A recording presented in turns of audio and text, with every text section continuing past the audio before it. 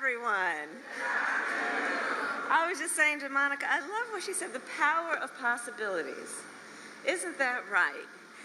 And really, the power behind the power of possibilities is that we as a community, as a society, see it and then invest in it. I had the great joy and honor and privilege of meeting with some of the small business owners who occupy this space, and I have to tell you, their innovation, their enthusiasm, their love of this community, and by extension, the country, is really so inspiring. I love our small business owners. I really do. You know, but I just have to say, because many of you may know this, but, you know, my sister Maya and I were raised by our mother, and she worked long days, and we had a second mother who lived 2 doors down, Miss Shelton.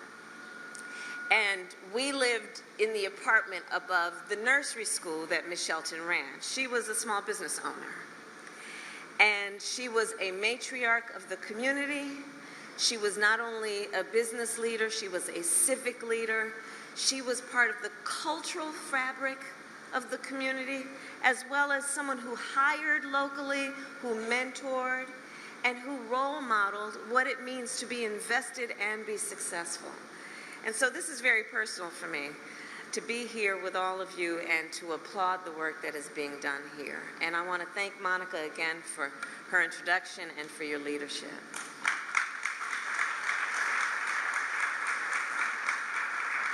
And of course, it is good to be here today with so many incredible leaders. I see so many. I could spend all afternoon mentioning who you are, but I will not do that in case I overlook anybody in particular. But I will say that, in particular, I do want to thank the leaders of our Commerce Department and Deputy Secretary Don Graves and Undersecretary Don Cravens. We've been working a lot together over these last couple of years, and they really are extraordinary. They've been traveling the country and really inspiring so much of the work we have done as an administration. So I thank the 2 Dons for all that you do. Thank you. Good. And to the small business owners and entrepreneurs of America, including those here today, you are the backbone of our communities and of our economy, and you are part of the pride of our nation. President Biden and I came into office with a plan to grow and strengthen America's economy. We knew that for far too long, our economy has not been working for working people. Entire communities have been left out and left behind. Trickle-down economics, well, it benefited big corporations and the wealthiest of Americans, but not a lot of regular folks. So when President Biden and I took office, we decided to invest in the working people of America, to create millions of jobs, to rebuild American manufacturing, to repair our roads and bridges, to replace every lead pipe in our nation, to connect every home with high-speed internet, to expand clean energy production, and to make sure that every person in America, not just the wealthy or well-connected, have the opportunity to thrive. All that, ladies and gentlemen, and everyone else, that is called Bidenomics. That is called Bidenomics, and we are very proud of Bidenomics. And as today's jobs numbers make clear, Bidenomics is working. Last month, we created 187,000 new jobs. That means today, yeah, go ahead and clap.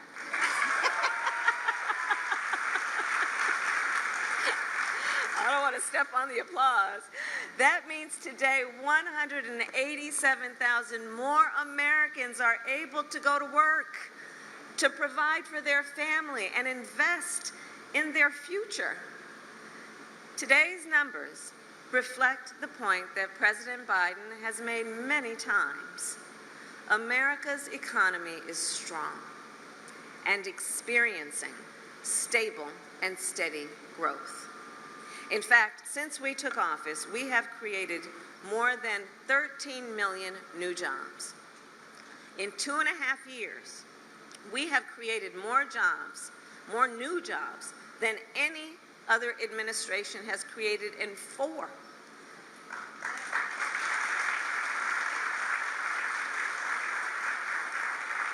Today, the unemployment rate is near its lowest level in over half a century. Wages are up, inflation has fallen 12 months in a row, and recently, some of the nation's largest financial institutions have begun to recognize the significant impact of our economic approach. Morgan Stanley increased their expectations for economic growth, as did Bank of America. And unlike economic recoveries in the past, this growth is not only being felt on Wall Street, but more importantly, it is being felt on Main Street, especially by people who start and own small businesses. So just consider, in just our first 2 years in office, entrepreneurs have applied to start more new small businesses than in any other 2-year period in history. In addition, President Biden and I have invested billions in American manufacturing. Now, put this in context. Since most manufacturing companies are small businesses with fewer than 20 employees, our investment in America's manufacturing is also an investment in America's small businesses. All of this to say, America's economic future looks bright, and President Biden and I will keep fighting to move our nation forward. And that includes expanding support and access to capital for small business owners. So many of you may know, as Vice President, I have traveled our nation from rural Louisiana to small towns in New Hampshire to Indian country to meet with small business owners and entrepreneurs. And when I sit down and talk with folks, I often will ask them, of all the challenges you as a small business owner, as an entrepreneur, of all the challenges you face, what is your biggest concern? And almost to a one, the answer they will give me is access to capital. They either want to start a business or they want to grow a business, but don't have the relationships with the big banks. And so for years, we have worked to expand investment in community banks. Because you see, community banks specialize in providing loans and financial assistance to small business owners, in particular, those in overlooked and underserved communities, including rural communities. And as the name suggests, community banks are in the community. They understand the needs of the people they serve. They understand the capacity and the opportunity, such as the capacity and the opportunity of this community, that big banks often overlook or just don't get. And so building on the work that, as you heard, I led as a United States Senator, and since taking office, President Biden and I have invested nearly $12 billion in our community banks. And last year, I was so proud to convene consumer banks, investment firms, technology companies, and philanthropies to launch a first-of-its-kind public-private partnership in support of our small businesses. And what we did is we combined the expertise and the experience of the private sector with the reach and the capacity that only government can provide. And as a result, we have secured billions of dollars in private sector investment for small businesses. In order to expand access to capital, we have to think outside the box, all of us. And in particular, we feel a sense of responsibility to find innovative ways to support our entrepreneurs and our small business owners, including to fund community banks, to build public-private partnerships, and to do what we are doing today, which is to invest in small business accelerators. So small business accelerators are organizations that, in addition to capital, provide advice and support to entrepreneurs. Because not most of us, in fact, didn't grow up necessarily having parents or others in our direct community that understood all of these business principles and understood high finance. But it's not that folks don't have a good idea or the ambition and the aspiration to do things, but just don't have access to the information. So basically, a small business accelerator is a one-stop shop for small businesses to succeed. And they provide everything from mentorship to management courses to assistance filling out business taxes. And so today I am proud to announce that we will invest $125 million in 43 small business accelerators.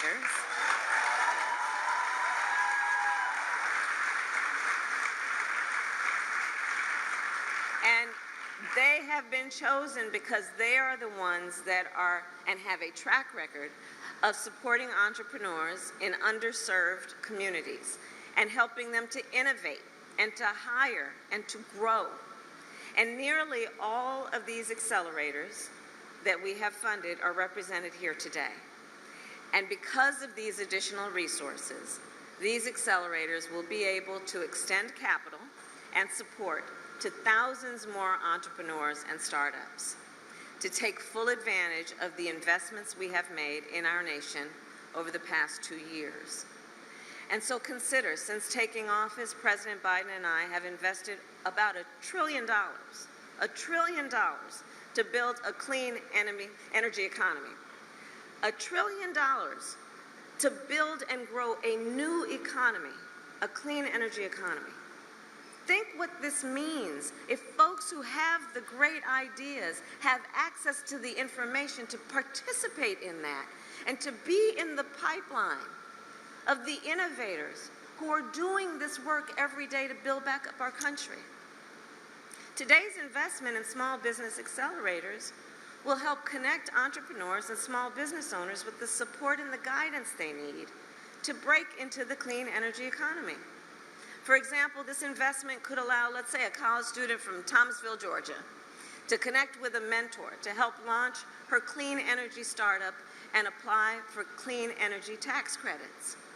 It could allow, let's say, a mother of 2 in Tempe, Arizona, who has a business plan to install solar panels, but she needs the technical support to learn how to turn that plan into a reality and meet the increasing demand for solar energy. That's where these accelerators come into play, to help connect that desire, that ambition, that great idea with the resources that are available to actually do that important, innovative work. This investment, for example, could allow a veteran who owns an auto repair shop in Milwaukee to access the capital he needs to buy equipment to repair electric vehicles. I've visited with some of these innovative small businesses. And it was interesting. I met with one young innovator who was talking about how he was setting up this company to actually work on electric vehicles and electric batteries. And I said, well, tell me about the people who are working with you. And he said, well, we refer to them as technicians. I said, you mean mechanics? That's what we're talking about. We're talking about skills that exist, but what we're doing to upgrade those skills to meet the demands of new economies. And so through this investment and our whole Invest in America strategy, President Biden and I are working to make sure that small business owners and entrepreneurs have every type of support they need to grow. Because as Bidenomics continues to demonstrate, when we invest in the dreams, the ambitions of small business owners and entrepreneurs, it creates opportunity and prosperity for us all. Thank you all. May God bless you. May God bless America.